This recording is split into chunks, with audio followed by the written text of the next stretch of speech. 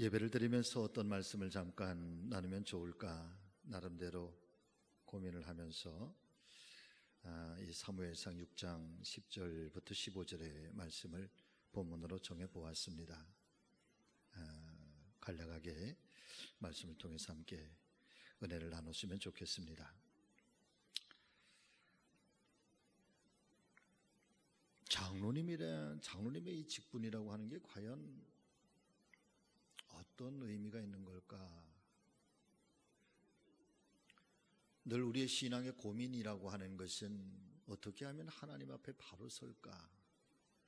또 하나님 앞에 부끄러움 없이 또 서야 될 터인데 한 순간순간을 정직하게 살아야 되고 또 하나님 은혜 안에서 공의롭게 살아야 되는데 사실은 우리의 삶의 모습이라고 하는 것이 하나님 앞에 부끄러움이 더 많지 하나님 앞에 자랑스러울 것이 더 많지는 않은 것 같습니다. 그런데 그것이 지고 있는 짐의 무게가 무거우면 무거울수록 크면 클수록 거기에 대한 책임감 또 그 사명에 대한 중압감 이런 것들이 점점 더 크게 느껴지고 사실은 그 사명 앞에 한없이 작아지는 모습이 또한 그 사명자의 모습이 아닌가. 목회자도 마찬가지지만 장로님들께서도 지고 계신 짐의 크기가 지고 계신 짐의 무게가 크고 또 무겁기 때문에 아마 그런 깊은 고민 가운데 쌓여질 때가 참으로 많이 계시리라 사료가 됩니다.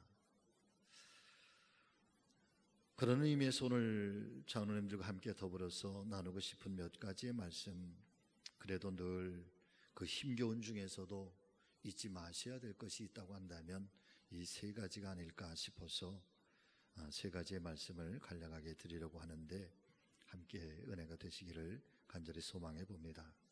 첫 번째는 내 가는 길이 곧 역사다. 내 가는 길이 곧 역사다. 내가 살아온 길이 역사고 앞으로 가야 하실 길이 곧 역사 자체입니다. 제가 저희 성지교회에 부임해서 이제 한 1년 정도 됐는데 교회 역사를 가만히 살펴보면서 보니까 굉장히 간략하게 정리가 되어 있더라고요. 보니까 자질구레한 일들은 다 삭제가 되어 있고 담임 목사가 누군지, 장로님들이 누군지, 또 교회가 땅을 언제 구입했는지, 성전을 언제 지었는지 그런 일들만 역사 속에 남겨져 있던 거더라고요. 바꿔서 말씀을 드리면 장로님들께서 한 교회 속에서 그 교회를 지켜오고 교회를 섬겨오고 그 교회 속에서 살아온 장로님들의 생애가 곧 그 교회의 역사라는 것입니다. 지금까지 살아오셨던 그 생애의 순간들만 역사로 남겨지는 것이 아니라 어쩌면 지금 이후로 살아가는 모든 신앙적 여정, 삶의 여정도 결국은 그 교회의 역사가 될 것이고 역사로 남겨지게 될 것입니다. 성막으로 유명한 서울 갈보리 교회 강문호 목사님 말씀하시기를 성경은 곧 예수 그리스도에 관한 책입니다. 그러므로 성경을 마치 빨래 짜는 것처럼 쥐어짜면은 그 성경에는 피가 흐르고 있는데 그 피는 하나님의 독생 성자이신 예수께서 모든 인류에게 영원한 생명과 영원한 구원의 은총을 베풀어 주시기 위해 흘려주신 십자가의 보혈입니다. 성경을 짜면 예수 그리스도의 피가 나온다는 거죠. 구약 성경을 쥐어짜면 거기에는 짐승의 피가 나오고 그리고 신약 성경을 짜면 거기에는 사도들의 피가 나오고 그리고 순교자의 피가 나온다고 그분은 이야기를 해주고 있습니다. 저는 이 말씀에 덧붙여서 만일 그렇다고 한다면 현대 교회를 마치 성경을 짜는 것처럼 그렇게 오늘 교회를 짜면 우리 성지 교회를 쥐어짜면, 우리 지방 내에 있는 29개 교회들을 정말 짜면 거기에는 뭐가 나올까? 거기에는 장로님들의 피가 나와야 된다고 저는 믿는 거죠. 왜냐하면 장로님들이 그 교회의 역사니까. 장로님들의 눈물이 그 교회 속에 있고, 장로님들의 헌신이 그 교회 속에 담겨져 있고, 장로님들의 아픔, 그리고 그 교회를 세우기 위한 지난 세월의 그 많은 헌신들. 그래서 교회를 마치 빨래 짜는 것처럼 짜면 거기에는 장로님들의 피가 거기서 흘러나올 때 그것이 교회의 역사고, 어쩌면 앞으로도 장로님들께서 섬기시는 교회 속에 그렇게 흘려놓으셔야 할 장로님들의 헌신의 피, 눈물의 피.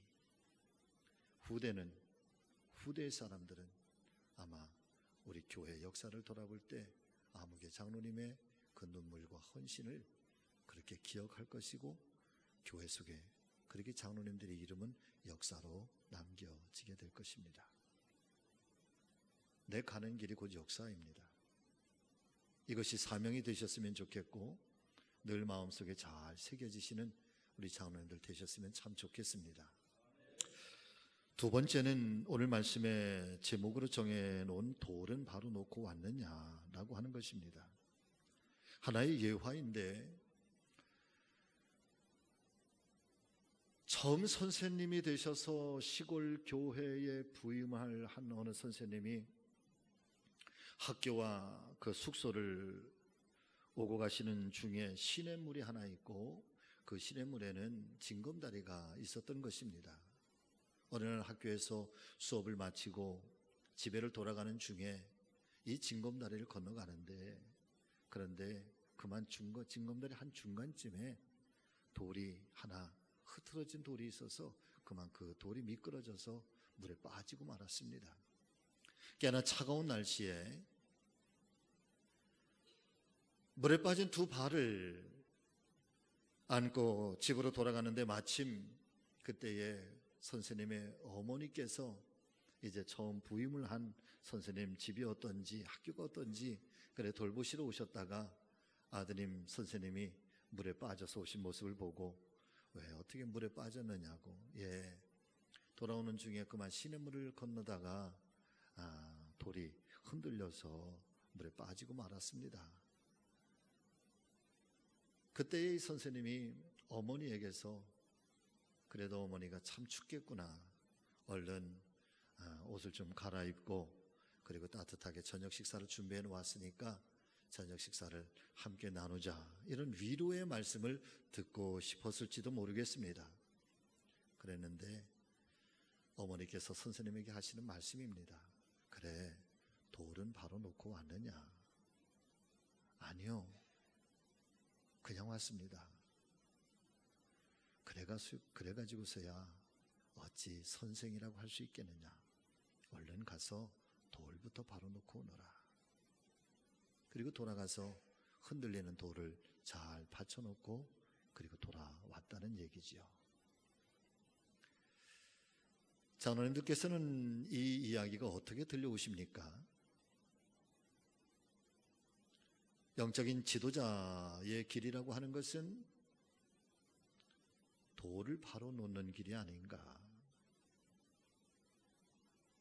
앞서가는 길도 중요하고, 중요한 리더가 되는 것도, 그리고 길을 제시하는 것도 중요한 역할이지만, 그러나 내가 지나온 길에, 내가 살아온 길에 돌을 바르게 놓고 그 다음 사람들이 올 때에 흔들림 없이 안전하게 지나갈 수 있도록 그 길을 잘 닦아놓는 것, 잘 만들어 놓는 것,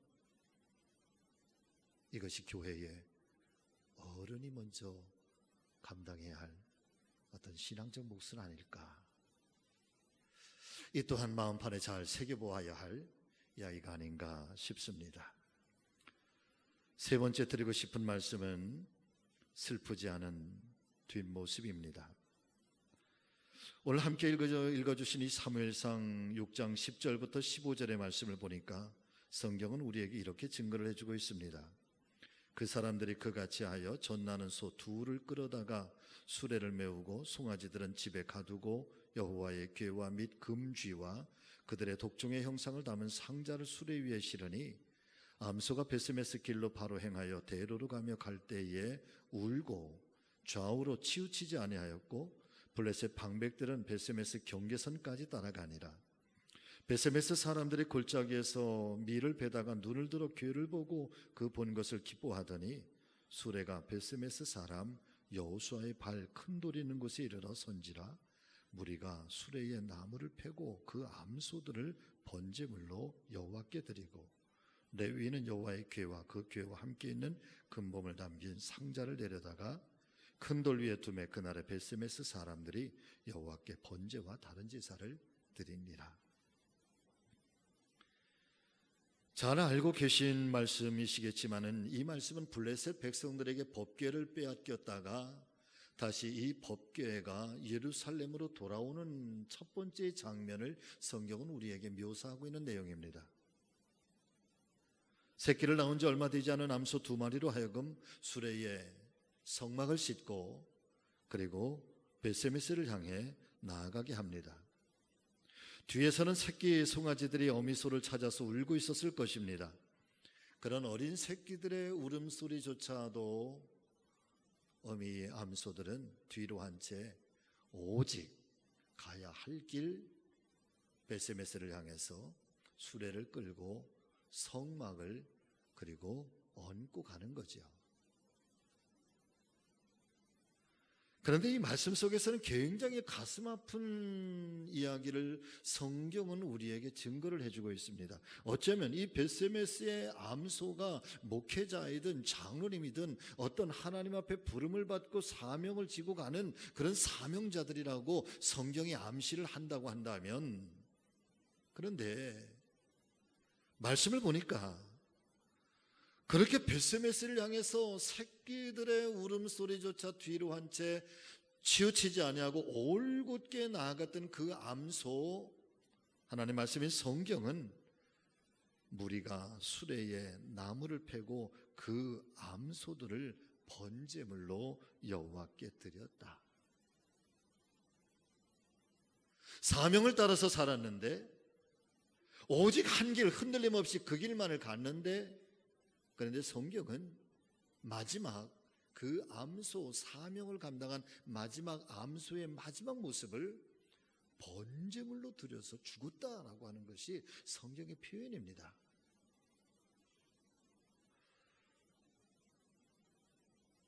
저는 목회자도 그러고 장로님의 직임도 이와 다르지 않다 저는 믿습니다. 하나님 앞에 부르심을 받아서 일평생 이 사명을 완수하고 정말 일평생 물질을 다해서 헌신을 하고 복음을 다해서 때로는 내 삶의 모든 것들을 다 전부 그분을 위해서 하나님을 향해서 다 드려졌는데 마지막 하나님께서 요청하는 것이 이제는 내 생명을 다해서 나에게 번제물로 달라 하실 때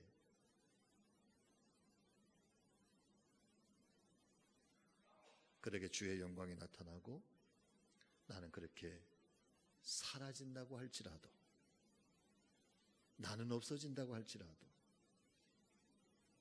기꺼이 갈 수 있는 길이 장로의 길이 아닌가.